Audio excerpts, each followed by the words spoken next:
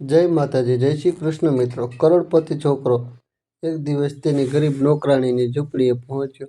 પછી ત્યાં જે થયું તે માણસાઈ પણ રડી પડી. મિત્રો, આ મુંબઈ શહેરની સાચી વાર્તા છે, જ્યાં મુંબઈના પોશ વિસ્તારમાં માલાબાર હિલ એક ખૂબ મોટો બંગલો હતો. કૃષ્ણા પેલેસ, આરસની સાડીએ, કાચની દિવાલો, મોંઘી ગાડીઓ અને દરેક ખૂણે ચમક. પણ એ ચમકની વચ્ચે રહેલો છોકરો આર્યન અંદરથી ખૂબ જ ખાલી હતો. આર્યન કરોડપતિ બિઝનેસમેન વિક્રમ મહેરાનો એકમાત્ર દીકરો હતો. તેણે પૈસાની કમી ક્યારેય નહોતી જોઈ. બાળપણથી જ દરેક વસ્તુ તેને માગ્યા વગર મળી જતી. મોંઘી સ્કૂલો, વિદેશી કપડાં, લક્ઝરી કાર, ક્લબ, પાર્ટીઓ, બધું જ. પણ તેના ઘરમાં કામ કરનારા લોકોની દુનિયા બિલકુલ અલગ હતી. તેમની માં એક હતી ગૌરી, લગભગ 22 વર્ષની પાતળી દુબળી છોકરી, હંમેશા સાદા કપડામાં માથું ઝુકાવીને કામ કરનારી. તે રોજ સવારે સૌથી પહેલાં આવતી, ચૂપચાપ ઝાડુ પોતા કરતી, વાસણો ધોતી, કપડાં સાફ કરતી અને કોઈની સાથે વધારે વાત કર્યા વિના સાંજ પહેલાં જતી રહેતી. ઘરના બીજા નોકરો તેની મજાક ઉડાવતા, ક્યારેક ખીજાવતા, ક્યારેક કામ ટાળી દેતા, પણ તેણે ક્યારેય ફરિયાદ નહોતી કરી. એક દિવસ રસોડામાં કામ કરતી વખતે વૃદ્ધ રસોઈયણ શાંતિબાઈ બોલી, "અરે ગૌરી, તું આટલી જલ્દી કેમ ભાગે છે? રોજ થોડો આરામ પણ કરી લે." ગૌરી હળવું હસી, "ઘરે માં એકલી હોય છે અને નાનો ભાઈ પણ." બસ આટલું કહીને તે ફરી કામમાં લાગી ગઈ. આર્યને તેને ઘણી વાર જોઈ હતી, પણ ક્યારેય ધ્યાન નહોતું આપ્યું. તેના માટે ઘરના નોકરો માત્ર કામ કરનારા લોકો હતા, માણસ નહીં. પણ એક વાત અલગ હતી. ગૌરી ક્યારેય કોઈ એવી વસ્તુને હાથ પણ નહોતી લગાવતી જે તેની ન હોય. ઘણીવાર પૈસા ખુલ્લા પડ્યા રહેતા, મોંઘો સામાન સામે હોય તો પણ તેની નજર નહોતી જતી. એકવાર આર્યનની મોંઘી ઘડિયાળ સોફા નીચે પડી ગઈ હતી. સાંજે તેણે શોધી તો ન મળી. તેને લાગ્યું કે કોઈએ ચોરી લીધી હશે. ત્યારે જ ગૌરી ધીમેથી આવી અને બોલી, "સાહેબ, આ સોફા નીચે હતી." તેણે ઘડિયાળ બંને હાથથી આગળ ધરી દીધી. આર્યનને આભાર વિના ઘડિયાળ લઈ લીધી. બસ હળવું માથું હલાવ્યું. પણ જતાં જતાં પહેલીવાર તેણે વિચાર્યું, અજીબ છોકરી છે. દિવસો વીતતા ગયા. પછી અચાનક એક દિવસ ગૌરી કામ પર ન આવી. પહેલા દિવસે કોઈએ ધ્યાન ન આપ્યું, બીજા દિવસે પણ ન આવી તો મેનેજર રમેશ ચીસો પાડવા પડ્યો. આજકાલના લોકો ભરોસાને લાયક નથી હોતા. પૈસા મળે છે તો પણ કામ છોડી દે છે. ત્રીજા દિવસે પણ તેને ન આવી. હવે ઘરમાં મુશ્કેલી થવા લાગી. કામ વધી ગયું. બધા ચીડિયા થઈ ગયા. રમેશ બોલ્યો, "સાહેબ, આવી છોકરીઓને પાછી ન રાખતા." કીધા વગર ગાયબ થઈ ગઈ. આર્યનને સમયે મોબાઈલ જોઈ રહ્યો હતો, પણ ખબર નહીં કે તેણે માથું ઉંચકીને પૂછ્યું, "ક્યાં રહે છે તે?" રમેશ થોડો હેરાન થઈ ગયો, "સ્લમમાં, ધારાવાડી તરફ." "ક્યાં? પૂરું સરનામું નથી ખબર?" આર્યન કંઈ ન કહ્યું, પણ તેનું મન વિચિત્ર થઈ ગયું. તેને યાદ આવ્યું કે એ છોકરી ક્યારેય રજા નહોતી લેતી, ક્યારેય બહાનું નહોતી બનાવતી. તો પછી અચાનક ગાયબ કેમ થઈ ગઈ? તેને રાત્રે પાર્ટીમાં પણ તેનું મન ન લાગ્યું. મિત્રોની વાતો, જોરદાર સંગીત, હાસ્ય, બધું ઘોંઘાટ જેવું લાગી રહ્યું હતું. ઘરે પાછો આવીને તે બાલ્કનીમાં ઊભો રહીને શહેરની લાઇટ્સ જોઈ રહ્યો હતો. નીચે રસ્તા પર કેટલાક મજૂરો રાત્રે પણ કામ કરી રહ્યા હતા. ત્યારે જ અચાનક તેના મગજમાં ગૌરીનો ચહેરો આવ્યો, થાકેલો પણ શાંત. બીજા દિવસે સવારે તેણે અચાનક કહ્યું, "હું બહાર જઈ રહ્યો છું." ડ્રાઈવરે પૂછ્યું, "ક્યાં સાહેબ?" આર્યન થોડી સેકન્ડ ચૂપ રહ્યો, પછી બોલ્યો, "ધારાવી." ડ્રાઈવરે રિયરવ્યૂ મિરરમાં તેને જોયો. તેને વિશ્વાસ ન થયો કે કરોડપતિ ઘરનો દીકરો પોતે સલમ જઈ રહ્યો છે. જેમ જેમ કાર તે વિસ્તાર તરફ વધી રહી, રસ્તાઓની પહોળાઈ ઓછી થતી ગઈ, ચમક ગાયબ થતી ગઈ અને દુર્ગંધ, ભીડ અને તૂટેલા ઘરો દેખાવા લાગ્યા. આર્યન પહેલીવાર આ દુનિયામાં આવ્યો હતો. કાર અંદર નહોતી જઈ શકતી એટલે તેને ચાલીને જવું પડ્યું. ચારે બાજુ સાંકડી ગલીઓ, ગંદુ પાણી, ટીનની છત, ઉઘાડ પગા બાળકો, બીમાર વૃદ્ધો, આ બધું તેના માટે કોઈ બીજી દુનિયા જેવું હતું. તેણે ઘણા લોકોને પૂછ્યું, અહીં ગૌરી રહે છે? કામ કરે છે? મોટા ઘરોમાં. એક ડોશીમાએ તેને ઉપરથી નીચે સુધી જોયો, પછી આંગળીથી એક સાંકડી ગલી તરફ ઈશારો કર્યો. છેલ્લે જે તૂટેલી ઝૂંપડી છે, ત્યાં જ. આર્યન ધીમે ધીમે તે તરફ આગળ વધ્યો. દરેક પગલે તેનું હૃદય ઝડપથી ધબકી રહ્યું હતું, જાણે તે કોઈ અજાણ્યા ડર તરફ જઈ રહ્યો હોય. ગલીના અંતે ખરેખર એક અસત્ય જર્જરિત ઝૂંપડી હતી.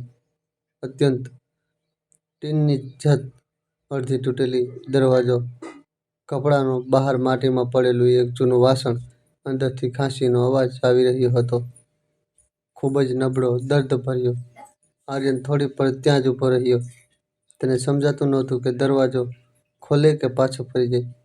પણ બીજા જ ક્ષણે અંદરથી એક ધીમો અવાજ આવ્યો, પાણી, કોઈ પાણી આપી દો. તેનું હૃદય જાણે સંકોચાઈ ગયું હતું. તેણે ધ્રુજતા હાથે કપડાનો પડદો હટાવ્યો અને જેવો જ અંદર પગ મૂક્યો, જે દ્રશ્ય તેણે જોયું તેને જોઈને તેના પગ નીચે જમીન ખસી ગઈ. ઝૂંપડીની અંદર ઘોર અંધારું હતું. બસ એક ખૂણામાં તૂટેલી બારીમાંથી આવતો હળવો પ્રકાશ બધું બતાવવા માટે પૂરતો હતો. જમીન પર એક જૂનું ગાદલું પાથરેલું હતું, જેના પર એક ડોશીમા હાડપિંજર જેવી હાલતમાં પડેલી ખાસી રહી હતી. તેના હોઠ સુકાઈને સફેદ થઈ ગયા હતા, આંખો અંદર ઘસી ગઈ હતી અને શરીર એટલું નબળું હતું કે જાણે હાડકાં પર માત્ર ચામડી જ રહી હોય.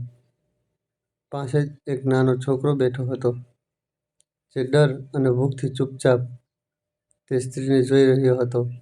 તેની સામે એક ખાલી લોટો રાખેલો હતો, કદાચ એનાથી તે પાણી આપવાની કોશિશ કરી રહ્યો હતો. પણ લોટો બિલકુલ સૂકો હતો. ઝૂંપડીમાં ખાવાની કોઈ વસ્તુ નહોતી. ના ચૂલામાં રાખ, ના વાસણમાં દાળ, ના ક્યાંય અનાજનો દાણો. આર્યન થોડી પળ સુધી ત્યાં જ ઊભો રહી ગયો, જાણે તેના શરીરે કામ કરવાનું બંધ કરી દીધું હોય. તેને પહેલીવાર સમજાયું કે ગરીબી કેવી દેખાય છે, કેવી ગંધ આવે છે અને કેટલી ચૂપચાપ માણસને તોડી નાખે છે. ત્યારે જ તે ડોશીમા ફરી કણસી, પાણી. તેનો અવાજ એટલો ધીમો હતો કે જાણે દરેક શબ્દ કાઢવામાં તેનો જીવ જઈ રહ્યો હોય. આર્યન તરત ચારે તરફ જોયું. ખૂણામાં એક તૂટેલી ડોલમાંથી તે થોડું ગંદુ પાણી ભર્યું હતું. તેણે વિચાર્યા વગર તે જ પાણી લોટામાં ભર્યું અને ધીમેથી તે સ્ત્રીના હોઠે લગાવ્યું. ડોશીમાએ ધ્રુજતા હાથે લોટો પકડીને કોશિશ કરી, પણ તાકાત નહોતી. આર્યને સહારો આપીને તેને પાણી પીવડાવ્યું. પાણીના 2 ઘૂંટ અંદર જતાં જ તેની આંખોમાંથી આંસુ વહેવા લાગ્યા, જાણે કોઈએ તેને નવું જીવન આપી દીધું હોય. ત્યારે જ ઝૂંપડીના દરવાજે અવાજ થયો. આર્યન ફરીને જોયું. દરવાજે ગૌરી ઊભી હતી. તેના હાથમાં દવાઓનું એક નાનું પેકેટ અને અડધી ભરેલી પાણીની બોટલ હતી. સામે આર્યનને જોઈને તેને એવું લાગ્યું જાણે તેનો શ્વાસ રોકાઈ ગયો હોય. થોડી પળ સુધી બંને બસ એકબીજાને જોતા રહ્યા. ગૌરીની આંખોમાં ડર, શરમ અને ગભરામણ બધું એકસાથે હતું. તેણે જલ્દીથી અંદર આવીને બોટલ જમીન પર મૂકી દીધી અને મા પાસે બેસી ગઈ. મા, પાણી લઈ આવી છું. તેનો અવાજ ધ્રુજી રહ્યો હતો. પછી ધીમેથી તેણે માનું માથું પોતાના ખોળામાં મૂક્યું અને બોટલથી પાણી પીવડાવવા લાગી. ડોશીમાએ મુશ્કેલીથી આંખો ખોલીને દીકરીને જોઈ, જાણે તેને ઓળખવામાં પણ તાકાત લાગી રહી હોય. આર્યન હજી પણ સ્તબ્ધ ઊભો હતો. તેને સમજાતું નહોતું કે શું કહે છે, શું પૂછે છે. આ જે છોકરી હતી, જે તેના ઘરમાં ચૂપચાપ કામ કરતી હતી, અને અહીં તેનું જીવન આટલી ભયાનક હાલતમાં હતું. તેણે ધીમા અવાજમાં પૂછ્યું, તું કામ પર કેમ નથી આવી? ગૌરીએ તરત જ તેની તરફ જોયા વગર જવાબ આપ્યો, મા બીમાર છે. બસ આટલું જ. તેના શબ્દો નાના હતા, પણ તેમાં એટલો દર્દ હતો કે આર્યન પાસે આગળ કંઈ પૂછવાની હિંમત ન બચી. ત્યારે જ નાનો છોકરો ધીમેથી બોલ્યો, દીદી, ભૂખ લાગી છે. તેનો અવાજ એટલો માસૂમ અને નબળો હતો કે સાંભળતા જ આર્યનના હૃદયમાં કંઈક તૂટી ગયું. ગૌરીએ તરત તેનું માથું પંપાળ્યું. બસ હમણાં જ કંઈક લાવું છું. પણ તે જાણતી હતી કે ઝૂંપડીમાં કંઈ જ નથી. આર્યને ચારે તરફ ફરીએ જોયું. ખરેખર ખાવાની એક પણ વસ્તુ નહોતી. તેને યાદ આવ્યું કે તે ઘરથી નીકળતી વખતે માત્ર ફોન અને વોલેટ લઈને આવ્યો હતો. તેણે ખિસ્સામાંથી પૈસા કાઢીને ગૌરી તરફ લંબાવ્યા. આ રાખ, ખાવાનું લઈ આવ. ગૌરીએ તરત હાથ પાછળ ખેંચી લીધા, જાણે પૈસા અડકવા પણ ખોટું હોય. ના સાહેબ, હું સંભાળી લઈશ. તેના અવાજમાં નમ્રતા હતી, પણ સ્વાભિમાન પણ એટલું જ મજબૂત હતું. આર્યનને પહેલીવાર સમજાયું કે ગરીબ માણસને નાનો નથી બનાવી શકતી, સંજોગો બનાવે છે. તેણે થોડું સખત થઈને કહ્યું, આ મદદ નથી, અત્યારે જરૂરિયાત છે. ગૌરી કંઈ ન કહ્યું. તેની આંખોમાંથી આંસુ ભરાઈ આવ્યા. પણ તેને પૈસા તો પણ ના લીધા. ત્યારે જ ડોશીમાએ નબળા અવાજમાં કહ્યું, લઈ લે બેટા, બાળકો ભૂખ્યા છે. આ સાંભળતા જ ગૌરી તૂટી ગઈ. તેણે ધ્રુજતા હાથે પૈસા લઈ લીધા અને માથું ઝુકાવી દીધું. તેની આંખોમાંથી આંસુ ટપકીને જમીન પર પડી રહ્યા હતા. આર્યનને એવું લાગ્યું જાણે તે આંસુનો અવાજ આખા રૂમમાં ગુંજી રહ્યો હોય. તેણે તરત જ કહ્યું, હું બહારથી ખાવાનું લઈને આવું છું. જવાબની રાહ જોયા વગર તે બહાર નીકળી ગયો. ગલીમાં આવતા જ તેને લાગ્યું જાણે શ્વાસ લેવા મુશ્કેલ થઈ રહ્યો હોય. થોડી જ વાર પહેલાં તે દુનિયામાંથી આવ્યું હતું, હવે ખૂબ દૂર લાગી રહી હતી. તેણે પાસેની દુકાનમાંથી જેટલું મળી શકતું હતું બધું ખરીદી લીધું. ચોખા, દાળ, દૂધ, બિસ્કિટ, ફળ, દવાઓ. દુકાનદાર પણ આશ્ચર્યચકિત થઈ ગયો હતો. આટલા મોંઘા કપડાં પહેરેલો છોકરો સલમા આટલો બધો સામાન કેમ ખરીદી રહ્યો છે? જ્યારે તે પાછો ઝૂંપડીમાં પહોંચ્યો તો નાનો છોકરો તેની તરફ એવી રીતે જોઈ રહ્યો હતો જાણે કોઈ ફરિશ્તો જોઈ રહ્યો હોય. ગૌરીએ ચૂપચાપ સામાન લીધો અને તરત ચૂલો સળગાવવા લાગી. થોડી જ વારમાં ઝૂંપડીમાં પહેલીવાર ખાવાની સુગંધ ફેલાવા લાગી. ડોશીમાની આંખોમાં પણ ચમક પાછી આવી ગઈ અને નાનો ભાઈ ચૂપચાપ બેસીને રાહ જોવા લાગ્યો. આર્યન દરવાજા પાસે ઊભો રહીને આ બધું જોઈ રહ્યો હતો. તેને પહેલીવાર લાગ્યું કે અસલી ખુશી શું હોય છે, જ્યારે કોઈ ભૂખ્યા પેટ ભરીને ખાઈ શકે. જ્યારે ખાવાનું તૈયાર થયું તો ગૌરીએ સૌથી પહેલાં માને ખવડાવ્યું, પછી ભાઈને અને સૌથી છેલ્લે પોતે ખાવા બેઠી. આર્યને પૂછ્યું, તે પહેલાં કેમ ન ખાધું? તેણે બસ એટલું કહ્યું, એમના વગર મારું પેટ કેવી રીતે ભરાય? આ સાંભળીને આર્યન અંદર કંઈક ઊંડાણથી હલ્યું.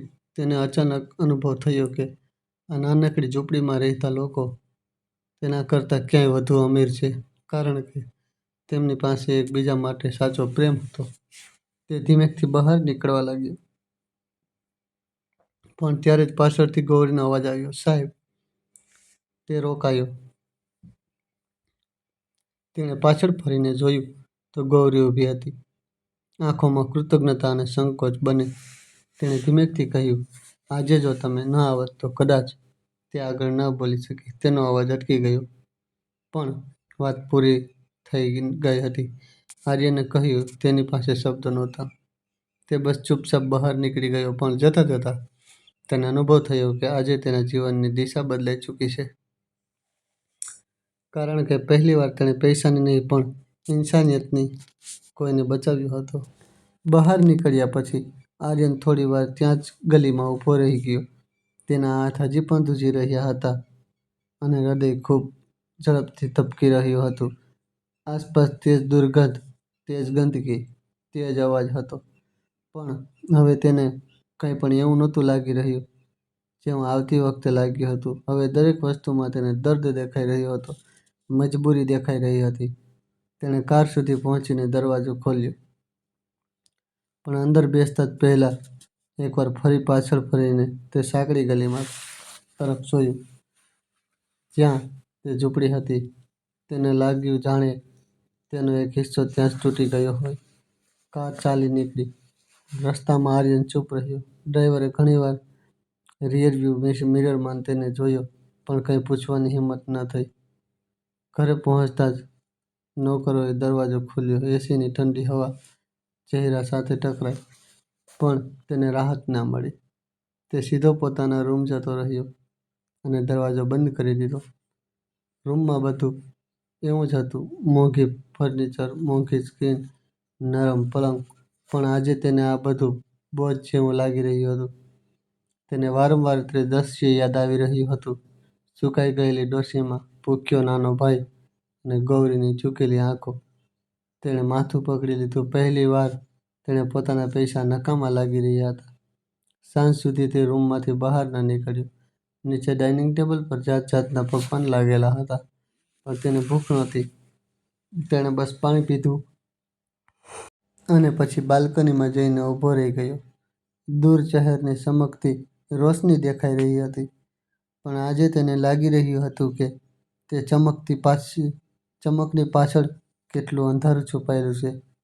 અચાનક તેને યાદ આવ્યું કે ગૌરીની માની હાલત ખૂબ ખરાબ હતી.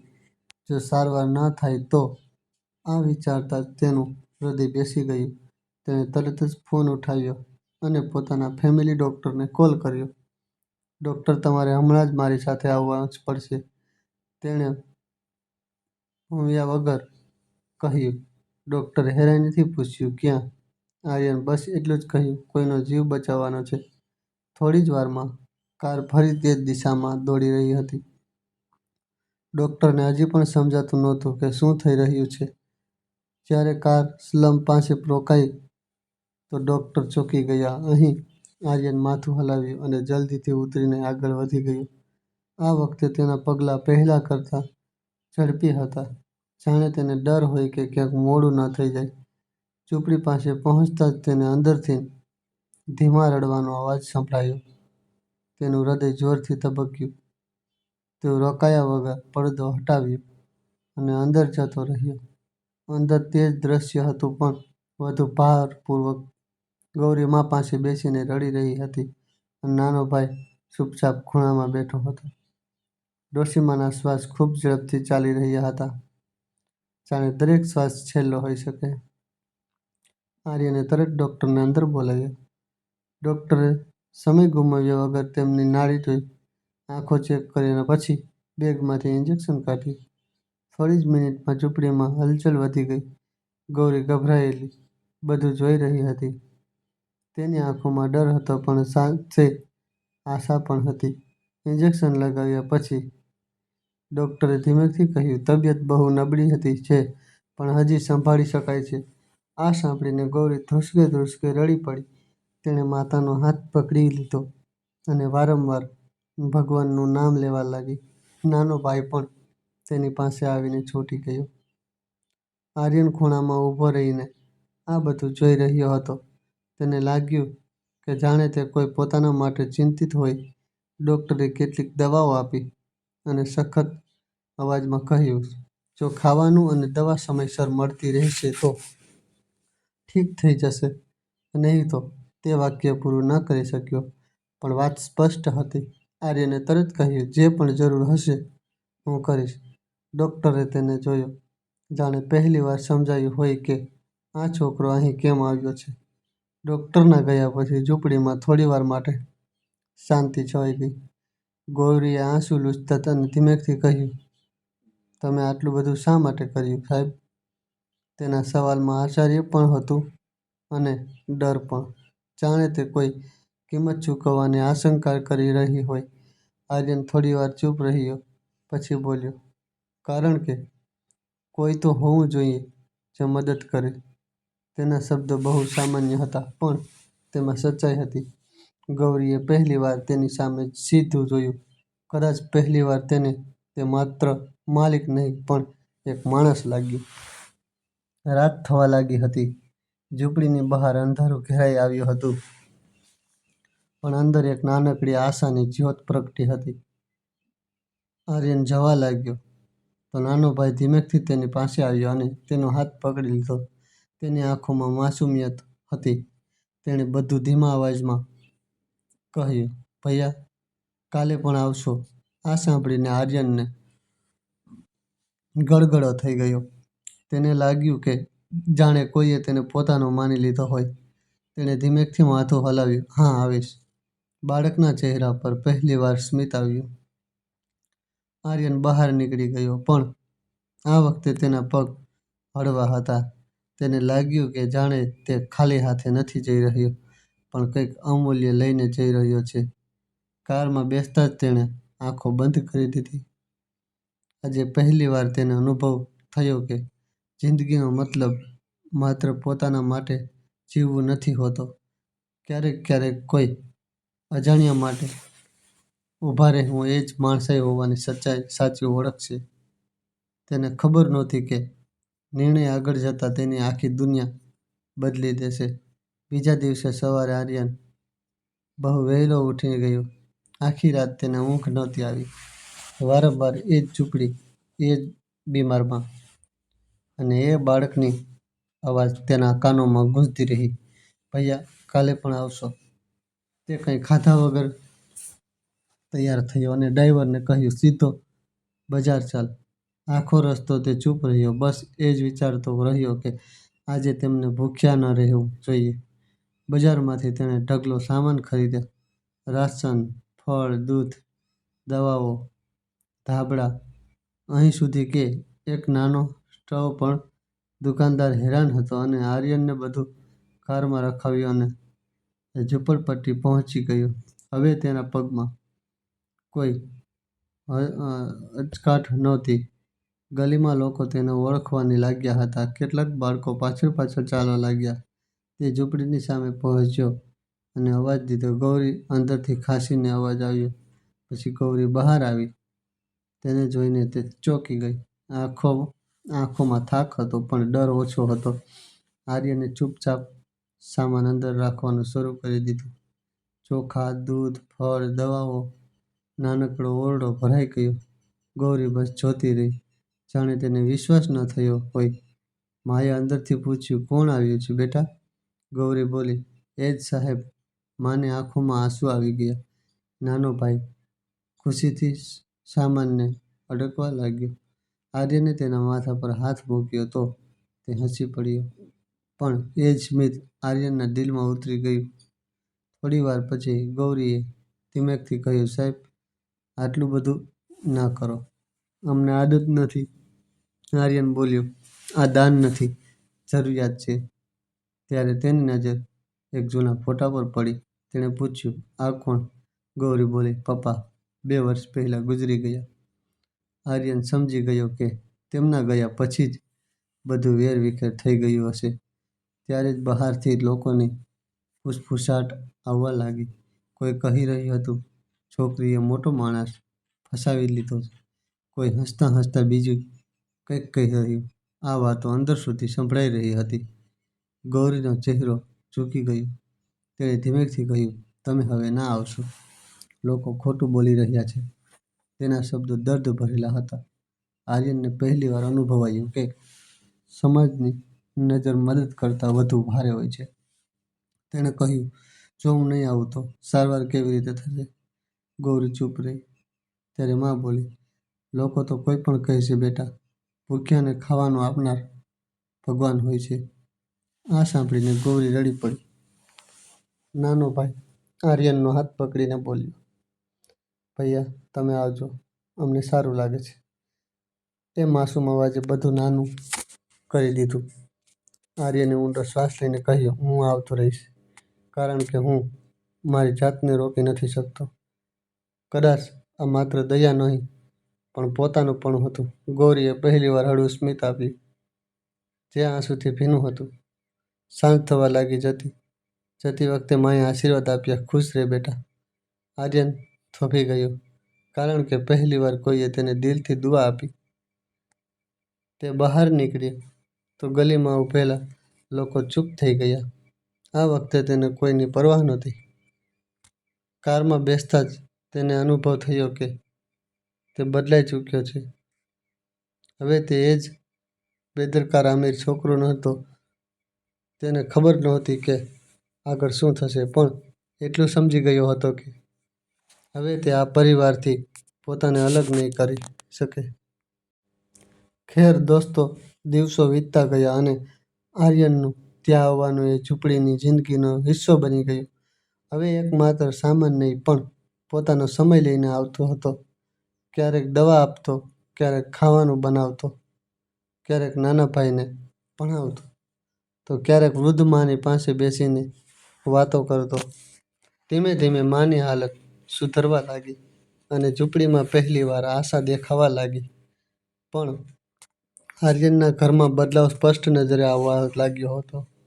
તેના પિતાએ પછી પૂછી લીધું, "ક્યાં જાય છે રોજ?" આર્યને શાંત થઈને કહ્યું, "એક પરિવારની મદદ કરવા." પિતા હસી પડ્યા. દુનિયાના બધા ગરીબોની જવાબદારી લઈ લીધી છે કે શું? આ સાંભળીને આર્યન ચૂપ થઈ ગયો, પણ અંદર કંઈક તૂટી ગયું હોય. એક સાંજે જ્યારે તે ઝૂંપડી પહોંચ્યો તો માહોલ ભારે હતો. ગૌરી ચૂપ, ભાઈ ચૂપ અને માની આંખોમાં આંસુ. તેણે પૂછ્યું, "શું થયું?" ગૌરી બોલી, "મકાન માલિક ઝૂંપડી ખાલી કરવાનું કહી રહ્યો છે. પૈસા ન આપ્યા તો કાઢી મૂકશે." બીજા જ દિવસે આર્યન પૈસા આપીને કાગળ બનાવી દીધો કે તમને કોઈ કાઢી ન શકે. જ્યારે તે આ ખબર લઈને આવ્યો તો ભાઈ ખુશીથી કૂદી પડ્યો. માં રડવા લાગી અને ગૌરી બસ તેને જોતી જ રહી. પણ એ જ રાત્રે હોસ્પિટલમાંથી ફોન આવ્યો, "દર્દીની હાલત બગડી ગઈ છે, જલ્દી આવો." આર્યન દોડ્યો. તે ગૌરી ફ્લોર પર બેસીને રડી રહી હતી. ભાઈ તેની સાથે ચોંટી ગયો હતો અને માં આઈસીયુમાં હતી. ડૉક્ટરે કહ્યું, "શરીર બહુ નબળું છે." થોડી વાર પછી બધું સમાપ્ત થઈ ગયું. ગૌરીની ચીસ સાંભળીને આખું હોસ્પિટલ ગુંજી ઉઠ્યું. ભાઈ ડરી ગઈને રડવા લાગ્યું. આર્યન પહેલીવાર કોઈને આટલું તૂટતા જોયું. ગૌરી તેને વળગીને રડી રહી પડી, "હવે અમારું કોઈ નથી." અંતિમ સંસ્કાર પછી ઝૂંપડી વધુ સૂની થઈ ગઈ. ભાઈ ચૂપ રહેવા લાગ્યો. ગૌરીની આંખોમાંથી પણ આંસુ સુકાઈ ગયા હતા. એક દિવસ ભાઈએ ધીમેથી પૂછ્યું, "ભૈયા, તમે અમને છોડીને તો નહીં જાઓ?" આર્યને તેને ગળે લગાવી લીધો. "ક્યારેય નહીં." એ જ પળે તેને અનુભવ થયો કે આ માત્ર મદદ નહોતી, સંબંધ બની ચૂક્યો છે. તેણે કહ્યું, "જો તમે ઈચ્છો તો તમે બંને મારા ઘરે ચાલી શકો છો. ત્યાં અભ્યાસ પણ થશે અને કોઈ પરેશાની નહીં કરે." ગૌરીએ ભાઈ તરફ જોયું. તેની આશાભરી આંખો જોઈને ચૂપચાપ માથું હલાવી દીધું. કેટલાક મહિનાઓ પછી એ જ કૃષ્ણ પેલેસ બદલાઈ ચૂક્યો હતો. ભાઈ સ્કૂલે જવા લાગ્યો, ગૌરી ઘર સંભાળવા લાગી અને આર્યન ખરેખર ખુશ રહેવા લાગ્યો. એક દિવસ બાલ્કનીમાંથી નીચે રમતા બાળકોને જોઈને તે હસ્યો. તેને સમજાઈ ગયું કે સાચી અમીરી પૈસામાં નહીં, પણ પોતાના લોકોમાં હોય છે. ત્યારે જ પાછળથી ગૌરીએ ચા આપી. તેમની આંખો મળી. કોઈ ખટખટાટ નહીં, કોઈ અંતર નહીં, માત્ર પોતાપણું હતું. મુંબઈની એ જ ચમકતી રાત હતી, એ જ ઊંચી ઇમારતો. પણ હવે આર્યનના દિલમાં અંધારું નહોતું, કારણ કે એક ગરીબ નોકરાણીની ઝૂંપડીએ તેને શીખવ્યું હતું કે જે કરોડો રૂપિયા ન શીખવી શક્યા હોય, તે માનવતા જ સૌથી મોટી દોલત હોય છે. આ વાર્તામાંથી આપણને શીખ મળે છે કે માણસની ઓળખ તેના પૈસા કે સ્ટેટસ નથી, પણ તેના દિલની થાય છે. અમીરી ગરીબીથી નહીં, પણ બીજાના દર્દને સમજવાની ક્ષમતાથી માણસ મોટો બને છે. સાચી મદદ માત્ર પૈસા આપવામાં નહીં, પણ મુશ્કેલી સમયમાં કોઈની સાથે ઊભા રહેવાની છે. જ્યારે આપણે કોઈ બીજાની જિંદગી સુધારીએ છીએ, ત્યારે આપણી પોતાની જિંદગી પણ બદલાય છે. પણ હવે તમે કહો, જો તમે આર્યનની જગ્યાએ હોત તો શું તમે પણ એ ઝૂંપડી સુધી જાત? શું તમે કોઈ અજાણ્યા ગરીબ પરિવારની જવાબદારી ઉઠાવવાની હિંમત કરી હોત શકત? જ્યારે સમય ઊંધી વાતો કરતો હોય અને તમારા મતે આ વાર્તામાં સૌથી મોટો ત્યાગ કોનો હતો, આર્યનનો કે ગૌરીનો? અને જો વાર્તાએ તમારા દિલને સ્પર્શ કર્યું હોય તો તેને જરૂર લાઈક કરો, તમારા દોસ્તો અને પરિવાર સાથે શેર કરો, જેથી માનવતાની આ વાર્તામાં વધુમાં વધુ લોકો સુધી પહોંચી શકે. આવી જ સાચી, ભાવુક અને દિલને સ્પર્શી જતી વાર્તાઓ સાંભળવા માટે ચેનલને સબસ્ક્રાઈબ કરવાનું ભૂલશો નહીં. મળીશું આગલી વાર્તામાં. ત્યાં સુધી પોતાનું ધ્યાન રાખજો. હર હર મહાદેવ.